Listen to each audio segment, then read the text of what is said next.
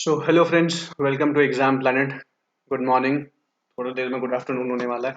Actually Sunday को video नहीं आती है बैंकिंग अवेयरनेस की, तो मैंने सोचा क्यों ना आज आपके लिए एक नया सेगमेंट स्टार्ट किया जाए।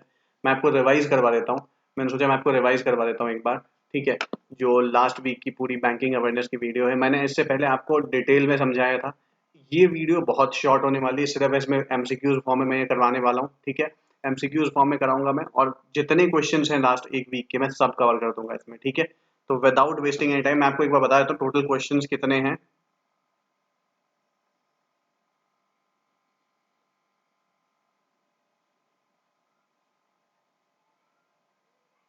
टोटल 33 क्वेश्चंस हैं। ठीक है। 33 क्वेश्चंस आपको 10 मिनट में मिल जाएंगे, डोंट वरी। ठीक है। 10 मिनट में 33 क्वेश्चन रिवाइज करने के लिए बहुत अच्छा है। ठीक है। एक पूरा वीक आपका बैंकिंग अवेयरनेस रिवाइज हो जाएगा। So don't without wasting any time, let's go to the first question. First question says RBI imposes penalty of what amount on HDFC Bank after finding irregularities in auto loan। RBI ने penalty लगाई है किसके ऊपर? HDFC bank के ऊपर। कितने की penalty लगाई है आपसे पूछा जा रहा है। आफ्टर फाइंडिंग इरेगुलरिटीज इन ऑटो लोन। ऑटो लोन जो देते हैं, ऑटो लोन मींस जो ऑटोमोबाइल का जो लोन देते हैं, कार खरीदते हो, बाइक्स खरीदते हो, उस वो जब लोन आप लेते हो तो उसमें कुछ फ्रॉड पाया गया, जिसकी वजह से आरबीआई ने एक पेनल्टी लगाई है। कितने की पेनल्टी लगाई है एचडीएफसी बैंक के ऊपर, ये पूछा गया है। And the answer is 10 crore. ठीक है। एक सेकेंड, ऐसे ही करूंगा मैं, बिल्कुल टाइम नहीं दूंगा आपको, अपने आप आंसर करना है। 10 करोड़ की पेनल्टी लगाई है। RBI annual report, central bank sees what percent jump in earning from forex sales. RBI की एनुअल रिपोर्ट आई है जिसमें बोला गया है कि सेंट्रल बैंक ने अपनी जो अर्निंग है from forex sale, foreign currency की जो सेल और परचेज है, उससे कितना परसेंट आरबीआई की रेवेन्यू में ग्रोथ आया है, कितना परसेंट ग्रोथ आया है? तो दिस इज 69% ग्रोथ आया है। अगला third question, RBI financial year was used to be from which month to which month. ये बच्चे वाला क्वेश्चन है। ये पहले 1 जुलाई से 30 जून हुआ करता था, अब ये 1 अप्रैल से 31 मार्च हुआ करेगा। पहले ये हुआ करता था। ठीक है। Let's move to the next slide. Paytm payments bank limited under its famous Visa virtual debit card scheme banks have issued how many cards till now. आपसे पूछा गया है पेटीएम पेमेंट्स बैंक की एक फेमस स्कीम है जिसका नाम है पेटीएम पेमेंट्स बैंक की जो फेमस स्कीम है जिसका नाम है visa virtual debit card scheme. इसमें वर्चुअली वो डेबिट कार्ड इशू करते हैं। ठीक है। तो आपसे पूछा जा रहा है कि अब तक कितने वर्चुअली डेबिट कार्ड इन्होंने इशू कर दिए हैं पेटीएम ने। तो this is 4.5 million debit card उन्होंने अब तक इशू कर दिए हैं। ठीक है। अगला सवाल है, आरबीआई एनुअल रिपोर्ट में ये पूछा गया है कि number of frauds in private banks up with what percent in financial 21। तो बोला गया है फाइनेंशियल ईयर 2021 में आरबीआई एनुअल रिपोर्ट के अकॉर्डिंग जो हमारे यहाँ जो फ्रॉड्स हैं उसमें कितने प्रतिशत की बढ़ोतरी हुई है। ठीक है। कितने प्रतिशत की बढ़ोतरी हुई है फ्रॉड्स में? तो ये बढ़ोतरी जो हुई है 21% की हुई, 21% जो है इंक्रीज हो गया frauds. RBI annual report, number of frauds in public sector banks declined by what percent. तो पब्लिक सेक्टर बैंक में जो फ्रॉड हुआ है वो कितने परसेंट से डिक्लाइन हुआ है? देखो, जो टोटल फ्रॉड है, ठीक है, वो बढ़ा है, बट जो पब्लिक सेक्टर बैंक में जो फ्रॉड है वो घट गया है। नंबर ऑफ फ्रॉड्स, देखो, पब्लिक सेक्टर बैंक्स में घट गया है, प्राइवेट सेक्टर बैंक में बढ़ गया है, पर टोटल जो है वो घट गया है, याद रखना। अलग अलग तीनों, टोटल अगर हम टोटल फ्रॉड की बात करें तो वो घट गया है बैंकिंग सेक्टर में। ठीक है। पर प्राइवेट बैंक की बात करें तो उसमें फ्रॉड 21% से बढ़ गया है। वहीं अगर मैं बात करूं पब्लिक सेक्टर बैंक की तो उसमें 34% से डिक्रीज है। ये वाला पार्ट जो है प्राइवेट सेक्टर बैंक का ये बढ़ा है, और 34% जो है ये डिक्रीज है। तो ये अच्छी न्यूज है, ये बुरी न्यूज है। This is not good news, यहाँ पे भी घटनी चाहिए। ठीक है। तो move on the next slide. According to the data shared by the central bank, what percent of total value of frauds were reported by public sector banks? यहाँ पे value की बात हो रही है कि जो डेटा आया है आरबीआई के द्वारा, उसके अकॉर्डिंग कितने percent of total value of frauds हैं वो reported by public sector bank. Public sector bank के द्वारा कितना वैल्यू है उसका, कितना परसेंट है उस वैल्यू का जो रिपोर्ट किया गया है फ्रॉड का पब्लिक सेक्टर बैंक की तरफ से। तो दिस इज 59.2%। 59.2% जो है जितने भी फ्रॉड आए हैं अभी तक, उसमें से लगभग 60% जो फ्रॉड है वो पब्लिक सेक्टर बैंक में हुआ है। ठीक है। उसकी रिपोर्टिंग पब्लिक सेक्टर बैंक्स ने की है। आरबीआई एनुअल रिपोर्ट में क्या बोला गया? What percent of bank deposits are not under 5 lakh insurance cover by DICGC. आप सबको पता होगा डीआईसीजीसी जो है department of insurance credit guarantee corporation जो है वो बैंक डिपॉजिट्स को कवरेज देता है। राइट। पहले ये 1 लाख हुआ करती थी, अब बढ़ के 5 लाख हो गई है। अब आपसे पूछा जा रहा है कि कितने आरबीआई कितने परसेंट जो बैंक डिपॉजिट्स हैं, ठीक है, उसको आरबीआई का कवरेज नहीं मिलता है। यहाँ पे ये वैल्यू के मनी के टर्म्स में है, कितने परसेंट जो टोटल अमाउंट जो बैंक में जमा है उसका कितना प्रतिशत पैसा है जिसपे ये कवरेज नहीं मिलता है। तो दिस इज 49.1% जो पैसे हैं उस पे ये कवरेज नहीं मिलता है, 51.9 पे मिलता है। ठीक है, आरबीआई एनुअल रिपोर्ट में पूछा गया what percent of bank accounts opened are covered by DICGC. ठीक है, अब देखिए यहाँ पे आपको समझाना पड़ेगा मुझे, फिर से मैंने समझाया, मैं फिर से समझा रहा हूँ। देखो, ये है कि अगर मान लो 100 अकाउंट खुले हुए हैं, ठीक है, तो उसमें से लगभग 98% अकाउंट्स को डीआईसीजीसी कवर करता है, सिर्फ 2% को कवर नहीं करता है। पर वो जो 2% अकाउंट है ना, उसकी वैल्यू 49.1% है। समझ आ रहा है आपको?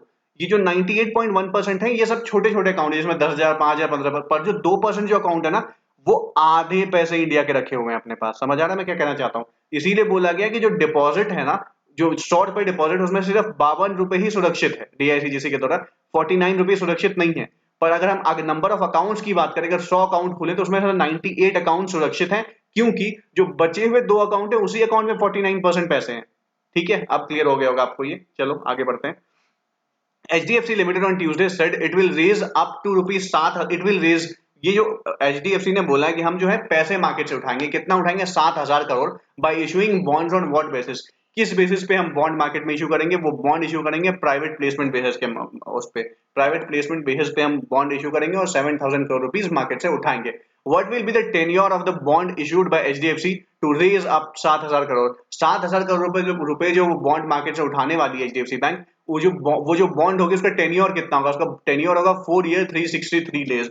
4 ईयर 363 डेज, कंफ्यूज मत होना, 4 ईयर 365 डेज नहीं होगा, 4 ईयर 363 डेज होगा। ठीक है, Yes Bank announce the implementation of TransUnion's onboarding solution. This solution will enable Yes Bank to onboard its credit card customers efficiently and quickly. Who is the CEO of Yes Bank? आपसे पूछा गया है Yes Bank का CEO कौन है? Yes Bank के CEO है Prashant Kumar. Prashant Kumar is the CEO of Yes Bank. Move to the next slide. Who is going to head IFSCA's expert panel on investment fund? Investment fund को लेके जो एक पैनल बनाया गया है IFSCA का, उस पैनल को कौन हेड करेगा? आपसे पूछा गया है। इसको हेड करेंगे नीलेश शाह। ज्योति श्रीनिवास कौन है? आप सबको पता होगा, he is IFSCA's chief. IFSCA जो गुजरात में है उसको हेड कर रही है। पर नीलेश शाह जो है IFSCA के द्वारा जो बनाई गई है एक्सपर्ट पैनल, वो जो इन्वेस्टमेंट फंड के ऊपर जो एक्सपर्ट पैनल बनाई गई है उसको हेड करेंगे नीलेश शाह। ठीक है, Subodh Kumar Jaiswal appointed as the new director of CBI. Earlier he was DG of which police force? CBI के नए डायरेक्टर बनाए गए हैं सुबोध कुमार जायसवाल, याद रखना। इससे पहले वो किसके डीजी थे? डायरेक्टर जनरल के कौन सी पुलिस फोर्स के थे? वो थे डीजी सीआईएसएफ के, सेंट्रल इंडस्ट्रियल सिक्योरिटी फोर्स के डीजी थे कौन? Subodh Kumar Jaiswal. What will be the tenure of newly appointed CBI director? CBI director जो नए नए अपॉइंट हुए उनका टेन्योर क्या होगा? उनका 2 साल का टेन्योर होगा। Let's move to the next slide. ठीक है, NPCI partners with which bank to launch RuPay soft POS solution. ठीक है, एनपीसीआई ने पार्टनरशिप करी है, बताइए किस बैंक के साथ, ताकि वो रूपे सॉफ्ट पीओएस सॉल्यूशन लॉन्च कर पाए। तो एनपीसीआई ने पार्टनरशिप करी इसके लिए एसबीआई पेमेंट्स के साथ। ठीक है, याद रहे एसबीआई पेमेंट्स के साथ की है। Merchants will now be able to accept contactless payment, ये इससे कनेक्टेड क्वेश्चन है, याद रखिए। मर्चेंट्स जो एसबीआई जो रूपे सॉफ्ट पीओएस लॉन्च करी उसके थ्रू जो होगा, मर्चेंट्स जो है वो पैसे ले पाएंगे accept contactless payment of up to what amount through a simple tap and pay mechanism on their smartphones through SBI payments. कितना पैसा तक वो ले पाएंगे मैक्सिमम? उससे ज्यादा का बिल उस टैप और पे से जो मोबाइल फोन के थ्रू होगा पीओएस सिस्टम, उसके थ्रू आप नहीं रिसीव कर पाएंगे। मैक्सिमम इज 5,000, 5,000 या उससे कम का आप पैसा ले सकते हैं, उससे ऊपर का पैसा नहीं ले सकते हैं। Flexi loans partners with whom to disburse 300 crore loan to MSME. Flexi loans जो है उसने पार्टनरशिप करी है, बताइए किसके साथ? जिसके तहत वो 300 करोड़ रुपए लोन जो है एमएसएमईज में बांटेगा। तो फ्लेक्सी लोन ने पार्टनरशिप करी है विवृति कैपिटल के साथ। Let's move to the next slide. Pay nearby ties up with whom? Pay nearby जो है उसने किसके साथ टाई अप किया है? To facilitate unsecured business loan to retailers. Unsecured business loan क्या होता है? अनसिक्योर्ड लोन वो होता है जिसके लिए आप कोई मॉर्गेज नहीं रखते हो, राइट? तो बेसिकली पे नियर बाय ने टाई अप किया है सेंट्रम माइक्रो क्रेडिट के साथ, ताकि वो अनसिक्योर्ड बिजनेस लोन दे पाए किसको? रिटेलर्स को। नेक्स्ट क्वेश्चन, पे near by is currently funding small ticket unsecured loans. Connected question, पे नियर बाय जो है फिलहाल स्मॉल टिकट अनसिक्योर्ड लोन्स देती है बिटवीन व्हाट अमाउंट, और टेन्योर जिसका होता है 6 से 24 महीने का। अभी जो है पे नियर बाय एक लोन देती है जिसका अमाउंट बताना है, रेंज बताना है आपको, और उसका जो टेन्योर होता है वो 6 से 24 मंथ का होता है। क्या उसका रेंज होता है? वो होता है 25,000 से 1 लाख तक का लोन देती है पे नियर बाय। ठीक है, India recorded highest ever FDI inflow. India recorded highest ever FDI inflow of over $81.72 billion in financial year 21. Which country is the highest investor? India ने लगभग 81.72 बिलियन डॉलर का एफडीआई आया है इस साल, ठीक है। ये अब तक का सबसे बड़ी एफडीआई रकम है। आपसे पूछा गया है सबसे ज्यादा एफडीआई किसने करी है इंडिया में, सबसे ज्यादा इन्वेस्टमेंट किसने करा है, ये करा है सिंगापुर ने। किसने करा है भाई साहब? सिंगापुर ने। Let's move to the next slide.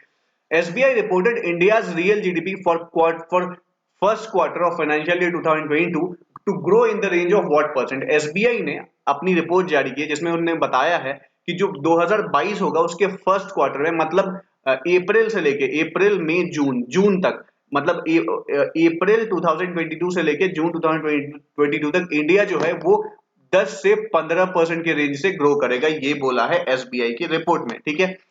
Which report expects a nominal GDP loss of 6 lakh crore in first quarter of financial year 22 as compared to 11 lakh crore in financial year 2021। पहले आपको बता दूं कि जो फर्स्ट क्वार्टर था 2021 का, that is from April to June, जो अभी चल ही रहा है, ठीक है। अप्रैल मई जून, अभी मई चल रहा है, जून, इसमें जो 2021 का जो लॉस एस्टिमेट किया गया है वो 11 लाख करोड़ किया गया है। वहीं जो बोला गया 22 में जो है ये घट के कितना हो जाएगा, 6 लाख करोड़। तो ये किसकी रिपोर्ट में बोला गया? ये बोला गया एसबीआई की इकोरैप रिपोर्ट में। Which company has won the star export house award for the ministry of from by the ministry of commerce and industry? कौन सी कंपनी है इंडिया की जिसको स्टार एक्सपोर्ट हाउस अवार्ड मिला है मिनिस्ट्री ऑफ कॉमर्स और industry की तरफ से, और ये वैलिड 5 साल के लिए होता है, आपको पता होना चाहिए। तो स्टार एक्सपोर्ट हाउस अवार्ड मिला है Shri Malani foams private limited को मिला है, ये Shri Malani foams private limited को। Move to the next slide. Mahindra Rural Housing Finance has tied up with which payments bank for cash management solution? तो महिंद्रा रूरल हाउसिंग फाइनेंस जो है, जो गांव में जाके लोगों को लोन देती है घर बनाने के लिए, उसने किसके साथ टाई अप किया है, कौन से पेमेंट बैंक के साथ, ताकि वो अपने फंड्स जो हैं जब वो इंस्टॉलमेंट उनको मिले तो वो रिसीव कर पाए आसानी से, क्योंकि महिंद्रा के बहुत ज्यादा ब्रांचेस हैं ही नहीं छोटे जगह शहरों पे, छोटे शहरों में, छोटे गांव में। तो वहां पे उन्होंने किसके साथ टाई अप किया? तो उन्होंने टाई अप किया है इंडिया पोस्ट पेमेंट बैंक के साथ, ताकि वो वहां से अपनी ऑपरेशंस चला पाए, ठीक है। किसके साथ किया? इंडिया पोस्ट पेमेंट बैंक के साथ। Market regulator SEBI has imposed a total fine of 14 lakh on which company and it's designated person for violation of market norms, ठीक है। मार्केट रेगुलेटर जो है सेबी, उसने जो 14 लाख रुपए का फाइन लगाया है और पेनल्टी लगाई है, किस कंपनी पे लगाई है आपसे पूछा जा रहा है, ठीक है। और उसके डेजिग्नेटेड पर्सनों के ऊपर, जो उनके डेजिग्नेटेड लोग थे जो वहां काम कर रहे थे, किस किस वजह से लगाया? For violation of market norms. Market norms को वो फॉलो नहीं कर रहे थे। तो किस कंपनी के ऊपर लगाया है ये सेबी ने? ये लगाया है बायोकॉन के ऊपर। कौन सी कंपनी है? Biocon. Banks operating in India banks operating in India Banks operating in India reported fraud of 4.92 trillion as on March 31, 2021। Banks जो इंडिया में ऑपरेट कर रही है उसने 4.92 ट्रिलियन का फ्रॉड रिपोर्ट करा है 2021 में, विच represents nearly what percent of total bank credit? जो कितना परसेंट है टोटल बैंक क्रेडिट का, मतलब बैंक में जितने पैसे हैं, ठीक है, जो बैंक ने क्रेडिट वो किया है, टोटल बैंक क्रेडिट जो है उसका कितना परसेंट है? ये उसका टोटल जो है ये 4.5% है, याद रहे। कितना परसेंट है? 4.5%। Move to the next slide.